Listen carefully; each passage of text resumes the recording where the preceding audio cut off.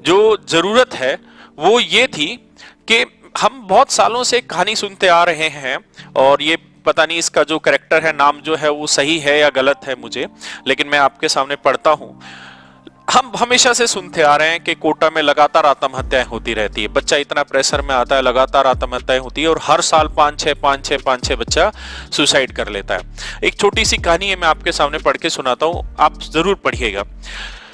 कोटा में आत्महत्या करने वाली छात्र, एक नाम है कीर्ति लिखा हुआ है, मुझे नहीं पता ये नाम सच है क्या झूठ है, ने अपने सुसाइड नोट में लिखा था, मैं भारत सरकार और मानव संसाधन मंत्रालय से कहना चाहती हूं कि अगर वो चाहते हैं कि कोई बच्चा ना मरे तो जितना जल्दी हो सके एजुकेशन सिस्टम को बदल दें। ये कोचिंग संस्थान जो खुले हुए हैं ये छात्रों को खोखला करते चले जाते हैं, पढ़ने का इतना दबाव होता है कि बच्चे बोझ तले दब जाते हैं। उस लड़की ने लिखा है कि वो कोटा में कई छात्रों को डिप्रेशन और स्ट्रेस से बाहर निकालकर सुसाइड करने से रोकने में सफल हुई। यानी जिस लड़की ने सुसाइड किया उसने लिखा है कि मैंने बहुत सारी लड़कियों की और बहुत सारे बच्चों की हेल्प की कि वो इस स्ट्रेस से और दबाव से बाहर निकले, लेकिन खुद को नहीं रोक सकी।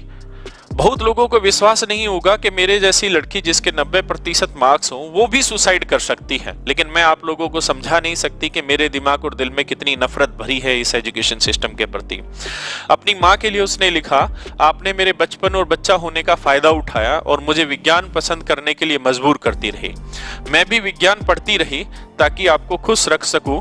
मैं क्वांटम फिजिक्स और एरोफिजिक्स, एस्ट्रोफिजिक्स जैसे विषयों को पसंद करने लगी और उसमें ही बीएससी करना चाहती थी। लेकिन मैं आपको बता दूं कि मुझे आज भी अंग्रेजी साहित्य और इतिहास बहुत अच्छा लगता है, क्योंकि ये मुझे मेरे अंधकार के वक्त में मुझे बाहर निकालते हैं। कीर्ति अपनी माँ को चेतावनी देती है कि इस तरह की चालाकी और मजबूर करने वाली हरकत 11वीं क्लास में पढ़ने वाली छोटी बहन से मत करना। वो जो बनना चाहती है और जो पढ़ना चाहती है उसे वो करने देना, क्योंकि वो उस काम में सबसे अच्छा कर सकती है जिससे वो प्यार करती है।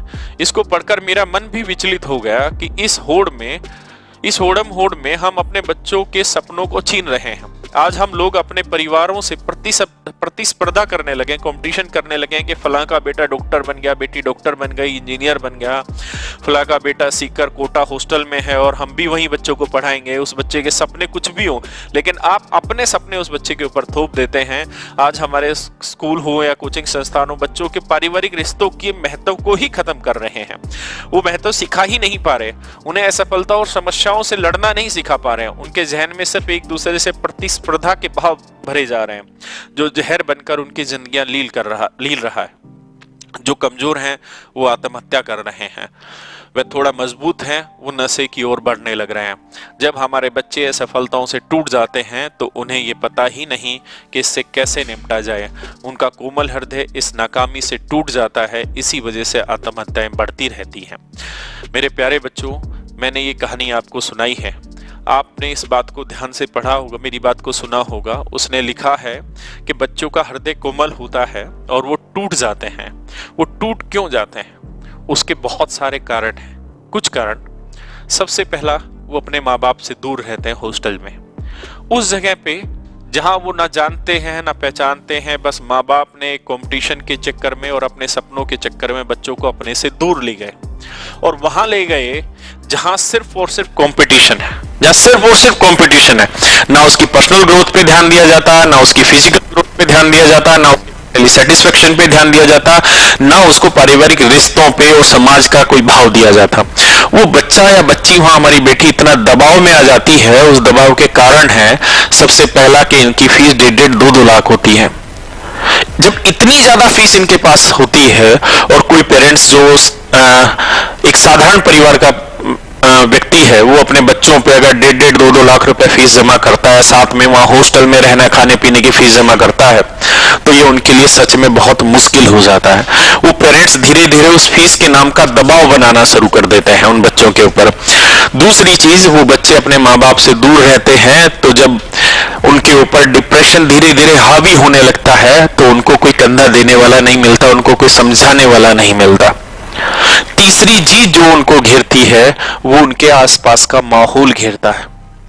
आप जानते हैं कि आज भी इस समाज में कितने साइकोपैथ घूमने लग रहे हैं, कितने पागल लोग घूम रहे हैं। जिनको कुछ नहीं पता वो क्या करने वाले। आज आप देखिए जितने रेपिस्ट हैं, जितने ये मर्डरर हैं, ये कौन है? ये वही व्यक्ति है जो दिमागी रूप से संतुलित नहीं है। आज के टाइम में एक स्कूल गोइंग स्टूडेंट नशे की लत में क्यों पड़ रहा है? क्योंकि आपने उसकी कैपेबिलिटी से ज्यादा उसके ऊपर भार डाल दिया। लेकिन इसका मतलब क्या कि हम बच्चे को ना पढ़ाएं? इसका मतलब क्या कि हम बच्चे को ना पढ़ाएं, हम उसको कंपटीशन ना कराएं? ना, पढ़ाइए, लेकिन उसकी रुचि के हिसाब से पढ़ाइए। उसको एटलीस्ट वो एनवायरनमेंट दीजिए जिसमें वो इस स्थिति पे ना जाए। अरे आप ये सोचिए कि वो 15-16 साल की बेटी जब आत्महत्या कर लेगी तो 15-16 साल आपने जो उसे पाला है, जो उसे बड़ा किया है, क्या वो सिर्फ आपके एक झूठे सपने की वजह से वो अपनी जिंदगी दे देगी? आप तो कातिल हो गए उस चीज के लिए। भाई मेरे बेटे की, मेरी बच्ची की जिंदगी पे अधिकार मेरा नहीं है, वो अधिकार उसका है। तो उसको आगे बढ़ना उसी की मर्जी से होगा।